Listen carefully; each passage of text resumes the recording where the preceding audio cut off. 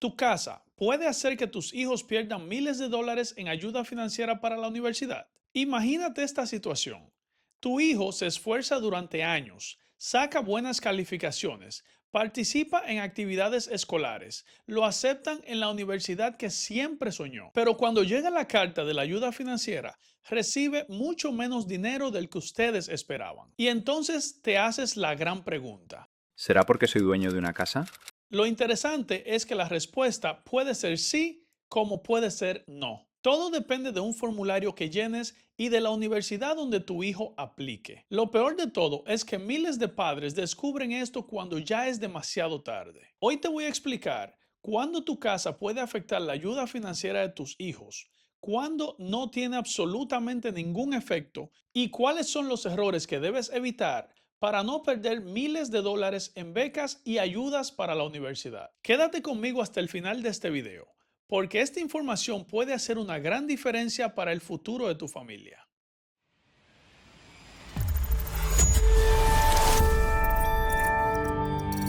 Hola, soy Alexis Giuliani. Bienvenido al canal. Aquí hablamos de bienes raíces y finanzas para ayudarte a proteger tu patrimonio y tomar mejores decisiones para tu familia. Y hoy vamos a responder una pregunta que recibo con mucha frecuencia. Alexis, yo soy dueño de una casa.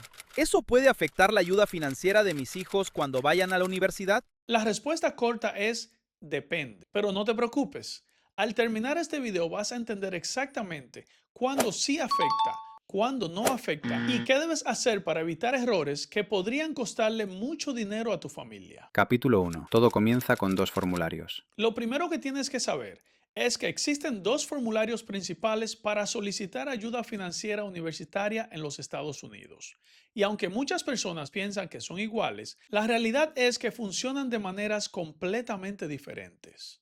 El primero de estos formularios se llama FAFSA, que significa Free Application for Federal Student Aid. Este es el formulario que utiliza el gobierno federal y la gran mayoría de las universidades del país para determinar si un estudiante califica para becas, préstamos estudiantiles y programas de ayuda financiera. Y aquí viene una excelente noticia para los dueños de casa. El FAFSA no toma en cuenta el valor de la vivienda principal donde tú vives. Voy a repetirlo porque este punto es sumamente importante. Si la casa donde tú vives vale $700,000 y tú ya has acumulado $400,000 de patrimonio o equity, ese patrimonio normalmente no se reporta en la aplicación del FAFSA. Para ese formulario, el valor de tu vivienda principal prácticamente no existe. Y quiero explicarte rápidamente qué significa la palabra equity, porque la vas a escuchar muchas veces en este video. Supongamos que tu casa vale hoy $600,000. Todavía debes $250,000 en tu hipoteca.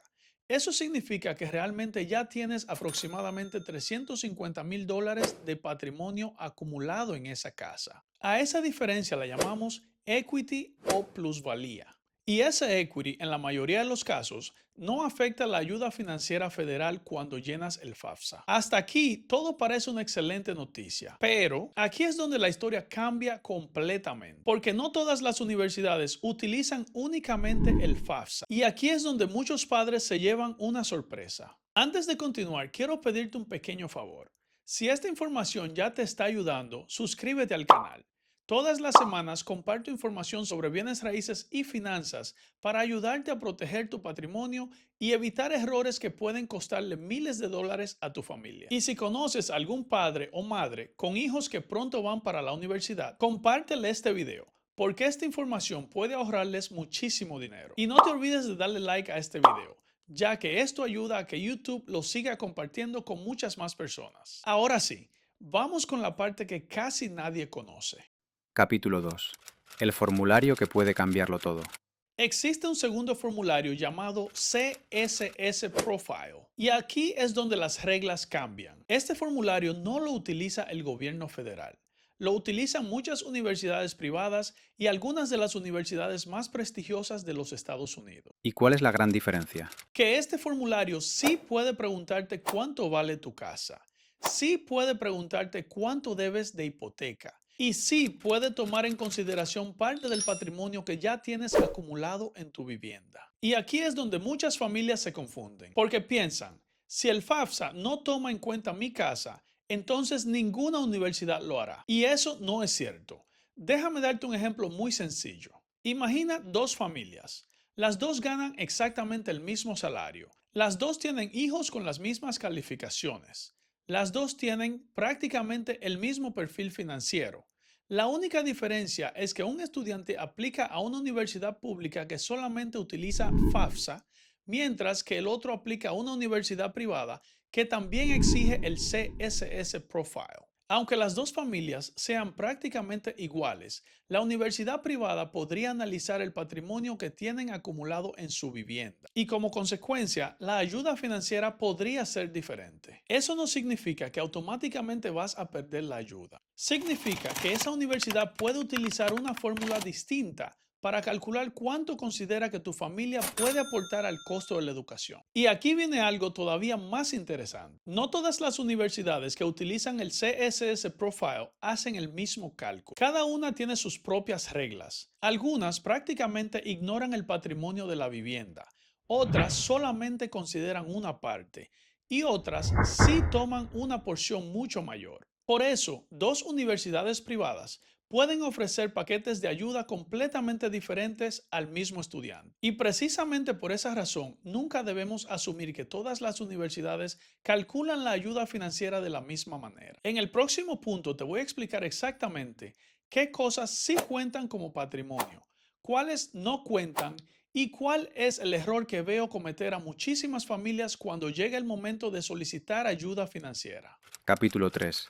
Lo que sí cuenta y lo que no cuenta. Ahora que ya entendemos la diferencia entre el FAFSA y el CSS Profile, quiero aclarar una de las mayores confusiones que tienen muchos padres. Muchos piensan que todo lo que poseen cuenta como patrimonio, y eso no es cierto. Vamos a simplificarlo. Si hablamos del FAFSA, por lo general no se toma en cuenta la casa donde tú vives, tus cuentas de retiro como 401k o IRA, ni el valor en efectivo de algunas pólizas de seguro de vida. Ahora bien, ¿qué cosas sí pueden afectar la ayuda financiera? Aquí sí entran las propiedades de inversión. Si tienes un apartamento que alquilas, un multifamiliar, una segunda vivienda, una casa de vacaciones o un terreno, esas propiedades normalmente sí forman parte de tus activos y pueden influir en la ayuda financiera que reciben tus hijos. También cuentan tus cuentas de ahorro, dinero en efectivo,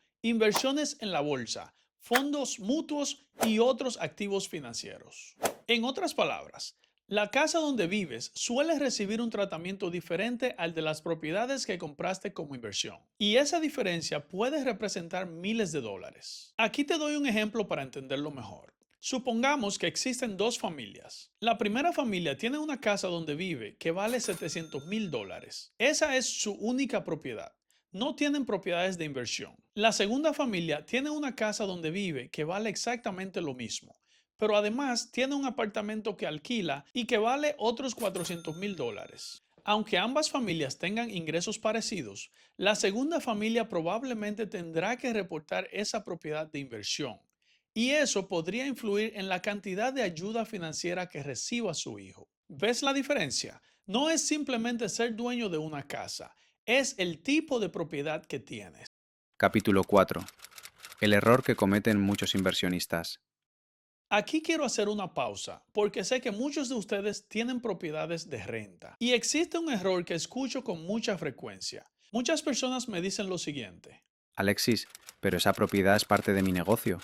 y en muchos casos esto puede ser cierto, pero en la mayoría de los casos no lo es. Si tú simplemente compras una propiedad, la alquilas y cobras la renta todos los meses, generalmente esa propiedad sigue siendo considerada una inversión, no un negocio operativo. ¿Y por qué es importante saber esto? Porque muchas personas creen que por llamarle negocio, automáticamente queda excluida de los formularios de ayuda financiera. Y eso no funciona así. Por eso, siempre recomiendo hablar con un contador antes de completar cualquier solicitud de ayuda financiera. No para esconder información, sino para asegurarte de que todo esté correctamente clasificado. Una conversación con un buen profesional puede evitarte muchos dolores de cabeza más adelante. Capítulo 5. Entonces, ¿qué deberías hacer? Llegados a este punto, probablemente te estés preguntando, Alexis, ¿Qué hago con toda esta información? Déjame darte 5 recomendaciones muy sencillas. Primera recomendación. Nunca asumas que no calificas para ayuda financiera solamente porque eres dueño de una casa. Miles de familias ni siquiera presentan la solicitud porque creen que no tienen posibilidades, y ese puede ser uno de los errores más costosos. Segunda recomendación.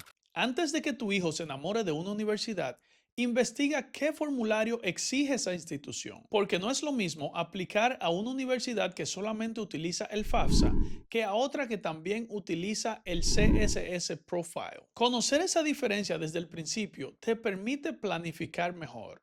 Tercera recomendación.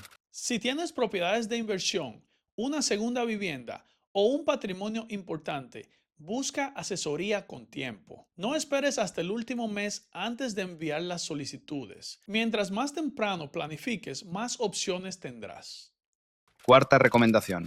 No tomes decisiones apresuradas. He visto personas pensando en vender propiedades, transferirlas a familiares o hacer movimientos financieros importantes únicamente para intentar obtener más ayuda. Y muchas veces esas decisiones terminan costando mucho más que el posible beneficio. No pongas en riesgo tu patrimonio sin antes recibir orientación profesional. Y por último, Recuerda que las reglas pueden cambiar. Cada cierto tiempo, el gobierno actualiza aspectos relacionados con la ayuda financiera y las universidades también modifican sus políticas. Por eso, siempre verifica la información más reciente antes de llenar cualquier formulario. Antes de terminar, quiero compartir contigo el error más grande que veo cometer a muchos padres. Y créeme, no tiene nada que ver con ser dueño de una casa. Ese error puede hacer que una familia pierda miles de dólares sin darse cuenta, y probablemente es mucho más común de lo que te imaginas. capítulo 6. El error más grande que cometen muchos padres. Ahora sí, ¿cuál es el error más grande que veo cometer una y otra vez? No es tener una casa, no es tener una propiedad de inversión, y ni siquiera es tener un buen ingreso. El error más grande es asumir que no califican para ayuda financiera y nunca presentar una solicitud. Todos los años escucho comentarios como estos. Alexis, nosotros ganamos demasiado. Tenemos una casa. Seguro que no nos van a aprobar nada. Eso es solamente para personas de bajos recursos. Y por esa creencia nunca llenan el FAFSA. Nunca investigan las ayudas que ofrecen las universidades, nunca preguntan y nunca descubren cuánto dinero pudieron haber recibido. La realidad es que la ayuda financiera no se limita únicamente a becas basadas en necesidad económica.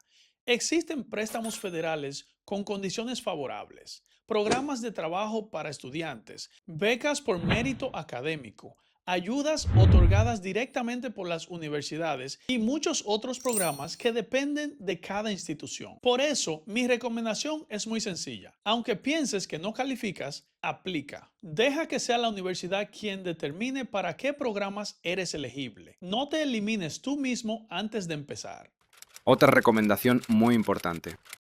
Y quiero compartirte otro consejo que puede marcar una gran diferencia. Si tu hijo todavía está en la escuela intermedia o en los primeros años de high school, este es el mejor momento para comenzar a planificar. Porque cuando falta un mes para enviar las solicitudes, ya casi no hay margen para hacer cambios. La planificación universitaria es muy parecida a comprar una casa. Las mejores decisiones se toman con tiempo. Mientras más temprano estés, más opciones tendrás. Quiero que recuerdes una sola idea de todo este video. El ser dueño de la casa donde vives no significa automáticamente que tus hijos perderán la ayuda financiera para la universidad. Ese es uno de los mitos más grandes que existen. Lo que realmente importa es entender cómo funciona cada formulario, saber si la universidad utiliza solamente el FAFSA o si también utiliza el CSS Profile, conocer cuáles activos sí cuentan y cuáles no. Y sobre todo, planificar con anticipación, porque una familia bien informada puede ahorrar miles de dólares durante los 4 años de universidad de un hijo. Y ese dinero puede hacer una enorme diferencia para cualquier hogar. Si este video te ayudó a entender mejor este tema, regálame un like, porque así YouTube se lo mostrará a más familias que necesitan esta información. Y si todavía no te has suscrito al canal, este es el momento de hacerlo.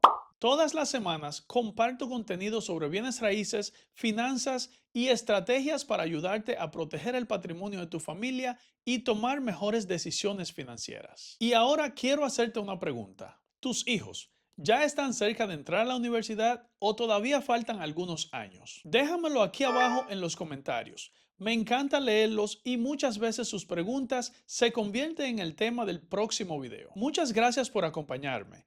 Soy Alexis Giuliani. Nos vemos en el próximo video.